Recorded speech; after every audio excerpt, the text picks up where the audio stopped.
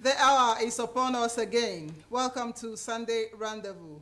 It is a potpourri of stories that we have for you tonight. So I urge you to draw closer to your television and pay attention while we dish out our content.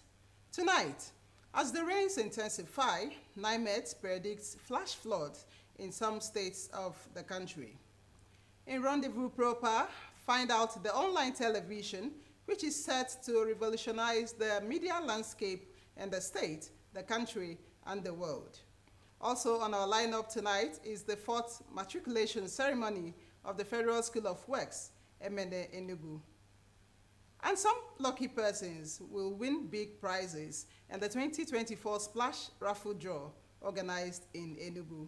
And these are some of the reports we have lined up for your Sunday relaxation. Do not forget that you can watch us live on our YouTube channel at NTA Enugu. And we begin with the hard news segment. The 23rd of June every year is set aside as Widows' Day. On this day, there is a clarion call on relevant key players to bring end to hardship and challenges faced by widows. A widow is a woman who has lost her spouse or partner, and unfortunately, some widows face numerous challenges, including reproach and socioeconomic constraints. The United Nations designated June 23rd every year as International Widows' Day to raise awareness about the rights of widows worldwide and the issues that affect them. Research has also shown that in Nigeria, for instance, there are approximately 15 million widows, and some of them face dehumanization, stigmatization, and maltreatment due to harmful cultural practices, family ideologies, and social norms. To address these challenges, key players are advised to promote gender equity and to work together to eradicate the discrimination and violations faced by widows. In a move to curb economic sabotage on the federal highways, Heavy Duty and Haulage Transport Association of Nigeria has intercepted and arrested some illegal tax collectors in Enugu. Uchenna Nnamele reports that they were arrested at the boundary between Abakaliki and Enugu Expressway while mounting roadblocks and collecting multiple taxes from their members. These are some of the suspects allegedly mounting roadblocks and collecting multiple taxes from truck drivers at the boundary between Enugu and Abakaliki Express Road. Monitoring the activities of the illegal tax collectors in Enugu, the National Chairman of Heavy Duty and Haulage Transport Association of Nigeria, Mr. Emmanuel Osibeme, frowned against the activities of illegal tax collectors who he said harass and extort money from their members daily on the federal roads. We saw the gentlemen with their various tickets, like you can see now, collecting the tune of 39,000 naira per point for a per vehicle. The various security architecture in the country, whom the Office of the Presidency has assigned to assist us, they should do their job by assisting us so that the commodities of prices in various markets can drop. The South-South-Southeast Secretary, the association, Mr. Tony Mbakogo, said the association is in synergy with the federal government to fight against economic sabotage and avoidable loss of lives on the federal highways. Tantamount to multiple taxation, because through the office of the Joint Tax Board, there have been an agreement which the Joint Tax Board have reached with the various Board of Internal Revenues in all the states in Nigeria, that the issue of collecting taxes on the road should stop.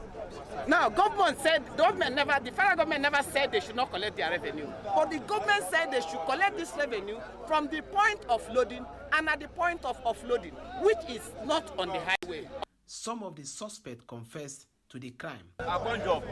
So this will go to the say, as I know see better work. The suspects were taken to the State Criminal Investigation Department, Enugu State Police Command, for questioning. In Enugu, Uchenna Nnamele, NTA News. The Federal Road Safety Corps has debunked a misleading publication in some media platforms insinuating that the Corps has abolished patrol points in 4 southeastern states of Ebonyi, Enugu, Imo, and Abia.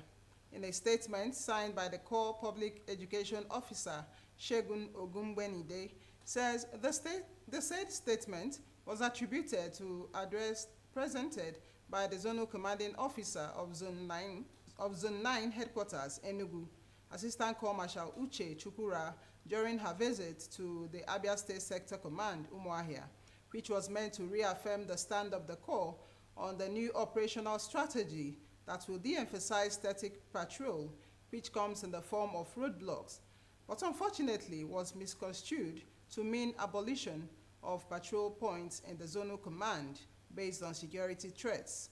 The Corps reaffirms that the policy of rejigging the operational strategy of the Corps as conceived by the present management under Corps Marshal Shehu is aimed at improving the capacity of the personnel to respond promptly to distress calls through provision of functional operational vehicles, ambulances, and motorbikes, retraining of personnel for efficient rescue services, and increasing the mileage coverage of daily patrol activities for increased presence on parts of the road network.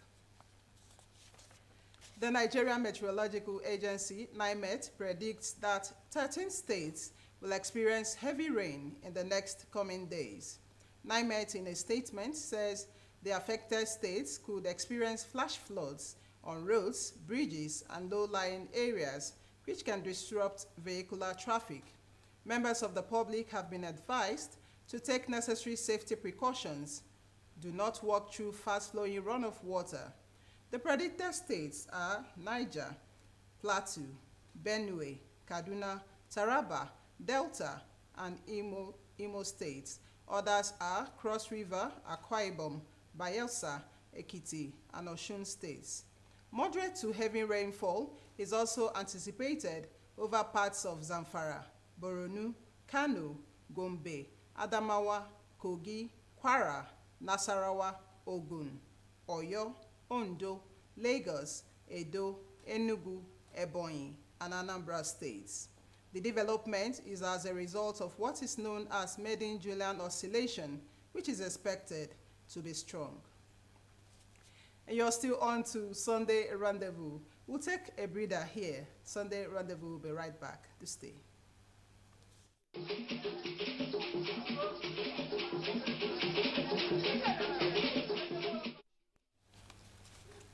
It's glad to know you're still there.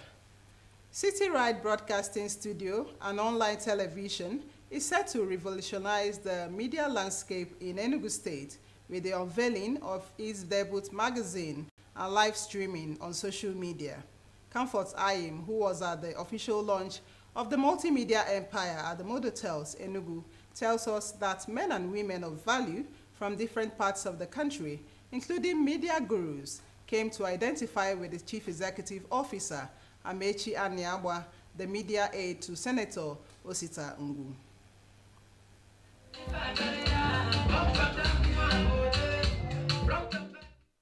If entertainment is a public health issue, it is largely in the area of mental health that it has its greatest impact as it improves mood.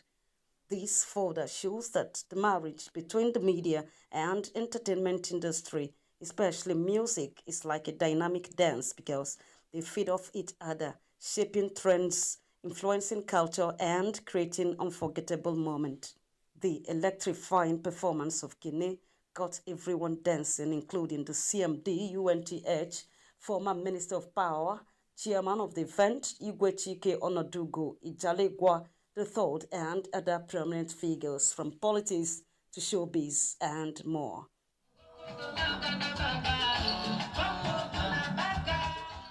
That mood set the tune for the defining moment, unveiling of the City Ride debut magazine launch, a tripartite launch, City Ride Television Broadcasting Studio and Training Institute, inaugurated on behalf of Senator Ngu.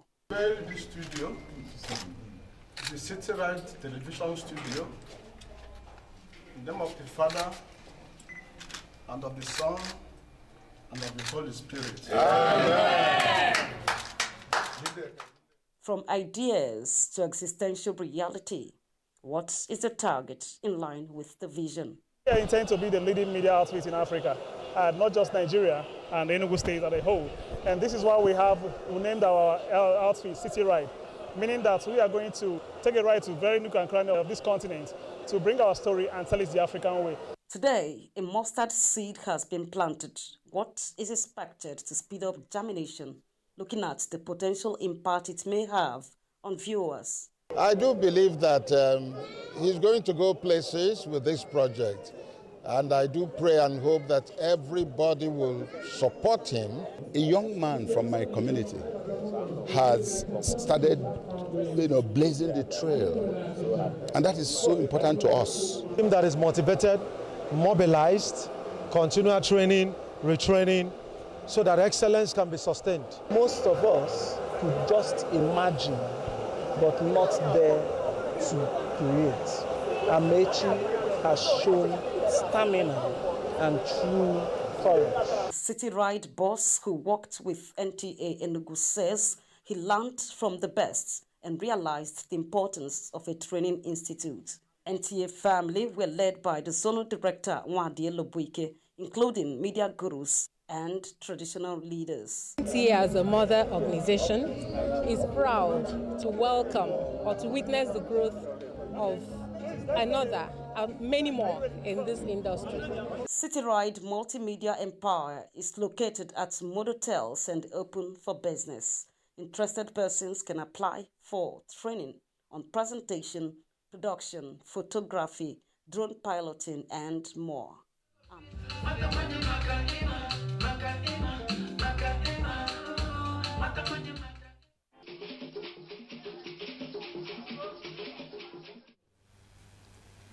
We say congratulations to you, Amechi, for that remarkable feat you have achieved. Indeed, you are a good product of the NTA, and you know that NTA has retained its prime position in the broadcast industry.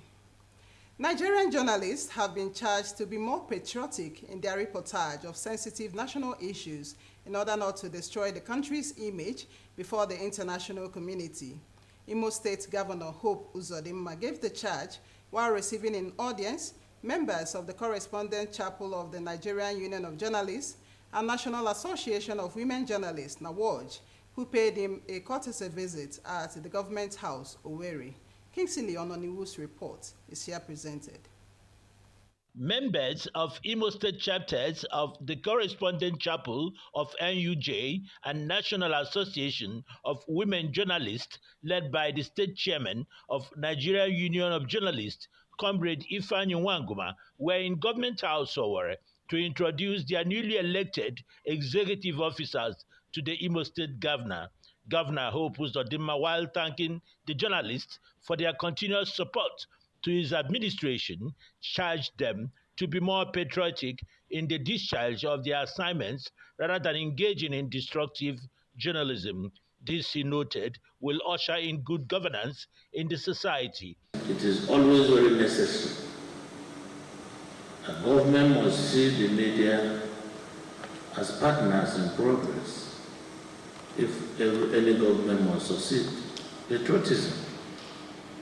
Let the interest of the country be the overriding interest. Let the interest of the state be the overriding interest. When the government has done well, you report positive and commend the government. Where there are gaps, you call on government to close those gaps.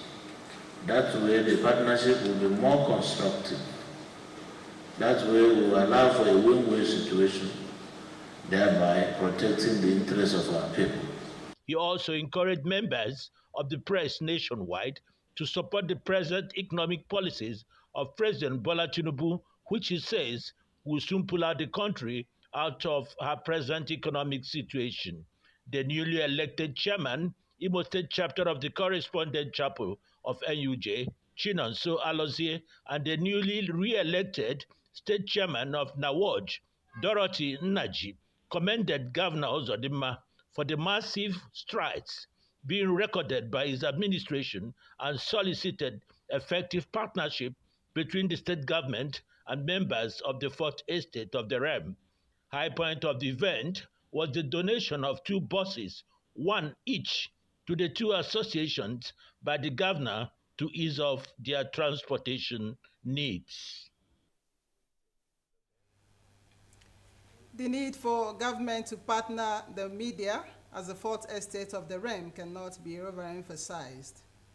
Over 10 persons have benefited in the Win Big 2024 Splash Raffle Draw organized by the Grooming Center in Enugu. Okechukwu Agubama reports that the winners are from the Southeast Zone.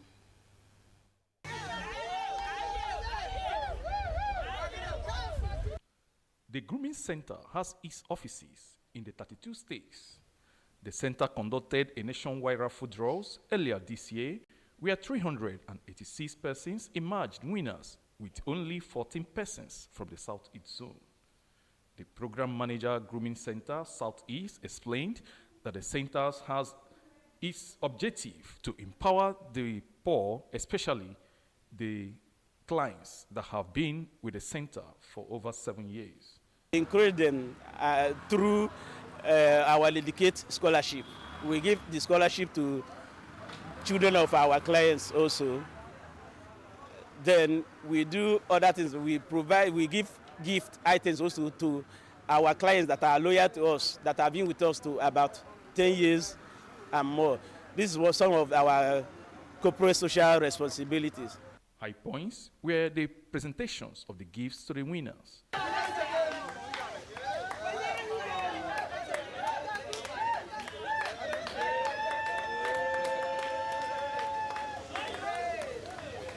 Some of the beneficiaries expressed their joy. The Grooming Center was established in 2006. This raffle draw is the 13th edition.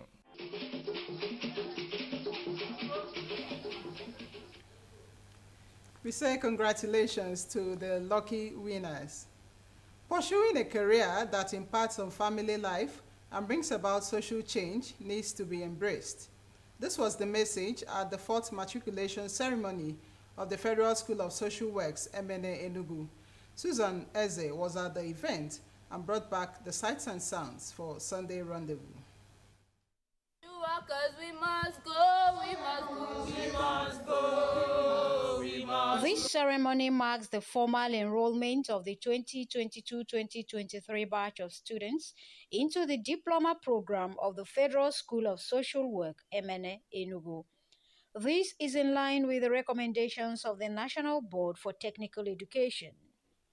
As the matriculants take the oath of allegiance, the Permanent Secretary, Federal Ministry of Humanitarian Affairs and Poverty Alleviation, represented by the Director, General Services, commended them for choosing a career path in the field of social work. Upon graduation, he said, they are expected to contribute meaningfully to the development of the society. We pride ourselves in not only training students in academic work, but also in character. So that upon graduation, the student is fully ready to be a responsible citizen who will contribute to national development.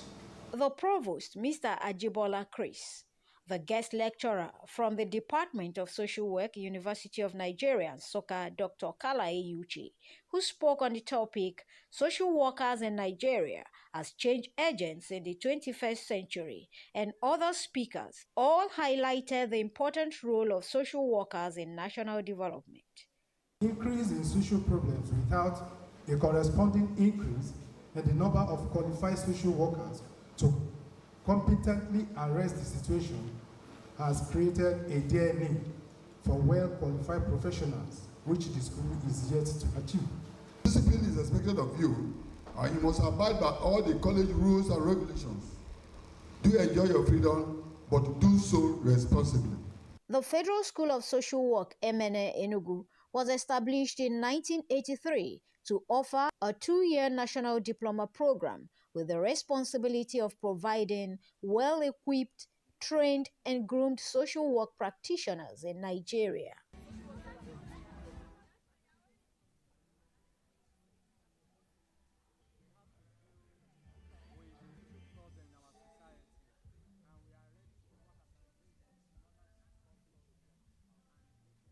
With this drama piece, the students brought to the fore the relevance of social workers in families and society.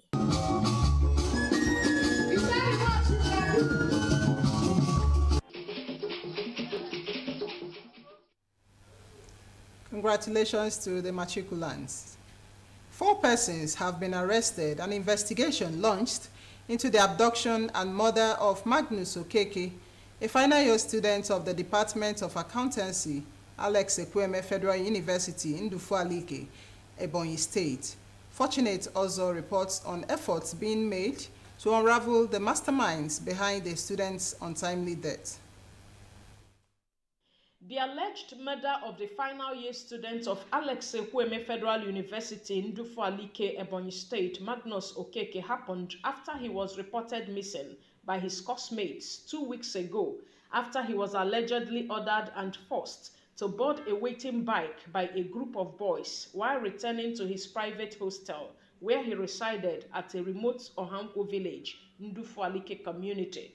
The public relations officer of the university, Ikechukwu Elomobochi, through a phone conversation said, after the complaint by his friends concerning his whereabouts, the school management, through the help of security personnel, discovered the decomposing body of Magnus on Monday, June 17, under the bridge of Akko Stream at Nwakpo village along Ikwo Abakaliki Road.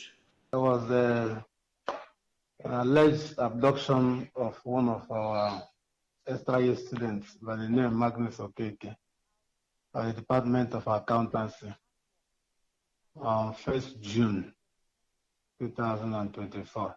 2 boys took him on a motorbike, took him away on a motorbike. And that was the last time the boy was seen. So the report was made and a complaint lodged with the police. The Ebonyi State Police Public Relations Officer, DSP Joshua Okando, who confirmed the incident, noted that investigation is ongoing to unravel whether his death is connected to cult activities, murder, or kidnap for ransom. He said the command has arrested 4 persons and launched investigation over the abduction and death of the students. 4 persons have been arrested in relation to that matter, and the command is currently investigating the suspects arrested, and presently they are under interrogation. If you're going out to anywhere or you have any engagement with people, make sure you tell somebody about your whereabouts. The police spokesperson further advised the populace to be security conscious wherever they are, even in their immediate environment.